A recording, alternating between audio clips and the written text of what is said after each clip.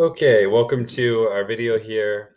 The objective is that students will be able to solve multi-step equations by first using the distributive property. This builds on yesterday's lesson where we solved two-step equations and adds in the distributive property. Hopefully your teacher gave you your notes to follow along on to make sure you're copying in the vocabulary. So the vocabulary we need to cover here is two things. Yesterday we covered coefficient, we covered constant, and we covered variable. We're going to add some vocabulary to that. That is the distributive property. This is when you're multiplying a number outside the parentheses to every term inside the parentheses. So you may have something like this. You may have a 3 times 2x minus 2, right? What the distributive property says is that this 3 parentheses represents multiplication, right? It's one of the ways we represent multiplication. Needs to be distributed or multiplied to both of these terms. Well, that brings us to our second vocabulary, a term. It's a number or variable separated by a plus or minus sign. So here's one term, and this -2 is the other term. What I'll say is that terms can have coefficients, they can have variables, things of that nature. But when we put these definitions together, we really need to know that the number that's being multiplied outside of the parentheses must be distributed to every term inside of the parentheses. So you could even have more than two terms. So we could have something like 4 times 3x minus 2y plus 5. And this 4, because it's on the outside of the parentheses, would need to be distributed to every term. This 3x is a term. This -2y is a term. This +5 is a term. All right? So let's clear that out. Hopefully those definitions make sense to you, and let's get started on example 1. I'm going to solve this equation. All right? The first step to solve any equation is to simplify the expression on one side. All right? So I need to simplify this expression as much as I can before I can solve. To simplify this, I need to use the distributive property. So I'm going to distribute this -2 to the 3x, all right? So I'm going to do -2 times 3x. Parentheses are another way we show multiplication. So I'm going to multiply this times the coefficient here. -2 times 3 is -6, and I have to keep the x. So I have -6x. Then I'm going to do -2 times 5. It has to be distributed to both terms. Here's another term, all right? This is a +5. -2 times +5 is -10. And then last, I'm going to drop down the equals, and equals -28. Now this looks exactly like what we did yesterday. It's a two-step equation, all right? So I have a coefficient right here. I have a variable right here. I have a constant here, equal sign, another constant. I want to get rid of everything on the same side as the variable. All right, so to get rid of this constant, we always get rid of the constant first. We have to do the opposite operation. This is a -10. The opposite of a -10 is a +10. I'm going to add 10 to both sides. These cancel, and I get -6x equals -28 plus 10 is -18. All right, if I have $28 in debt, then I gain $10. Now I only have $18 in debt. All right, so it's helpful to always remember that coefficients mean multiplication. So this -6x really means -6 times x, or multiplied by x. To get rid of multiplication, we have to do division. I divide each side by -6. These cancel. I get x equals -18 divided by -6. And negative divided by negative is a positive. 18 divided by 6 is 3. You can tell I'm assuming, here that you have the skills with negative numbers that you should have learned in middle school. If you need help with those, please see your teacher. But we don't want to spend too much time in class doing content that isn't on grade level.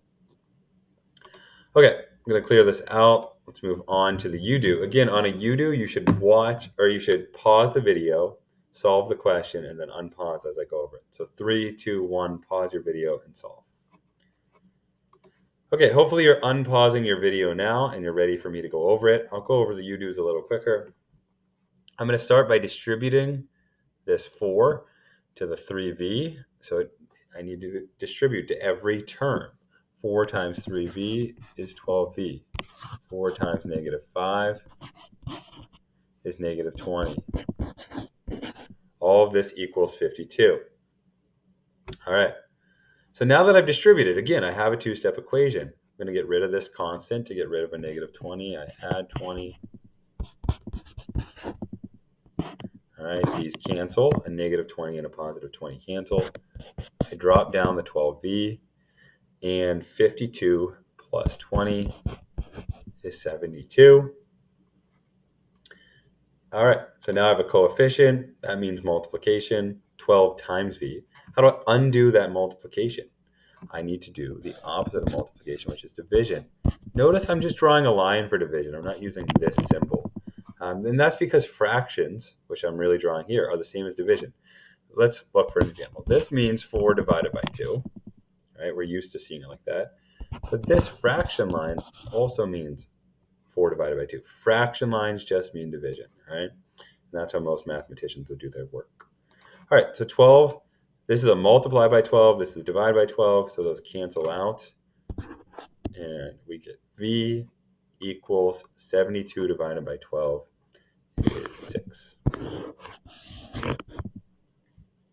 All right, so hopefully you're able to get that on your own. All right, we have one more example than you do. This time we got the terms kind of out of order here. So let's make sure we pay close attention here so we don't get tripped up. Even if you think you know what you're doing, this one could trick you a little, so please pay close attention. Again, I'm always going to start on the side with the variable here, and I need to simplify this. I'm going to simplify it by distributing the 5. Distribution means multiplication. 5 times 2 is 10, and 5 times 2x is 10x.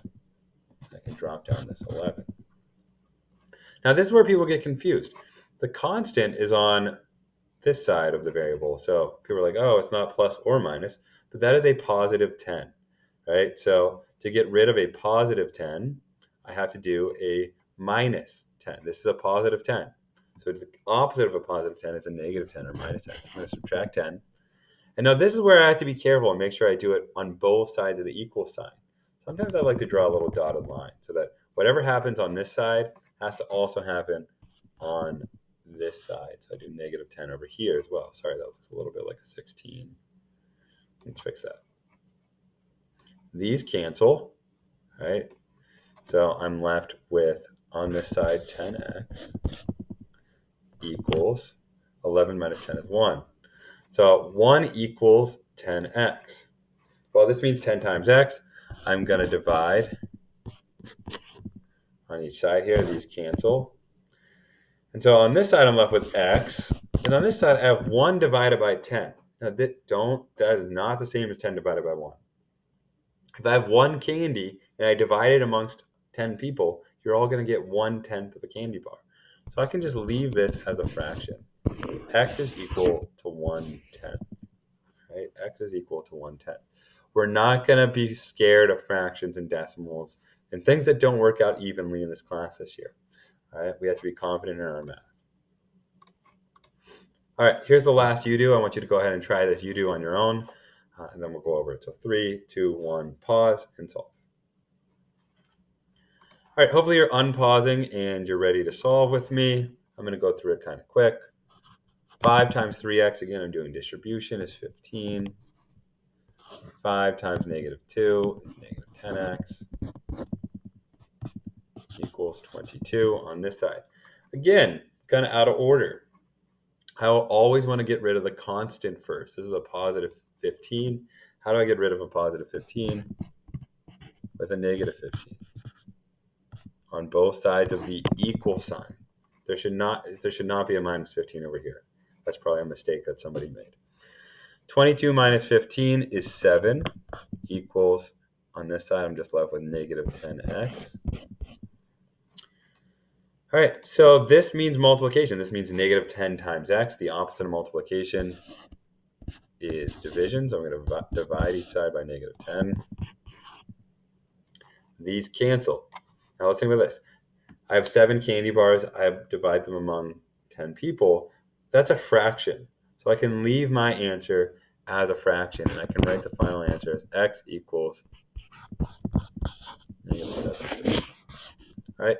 Some of these are a little bit more complicated where we have to think about fractions and whatnot. If you need extra assistance, please see your teacher in coach class. All right.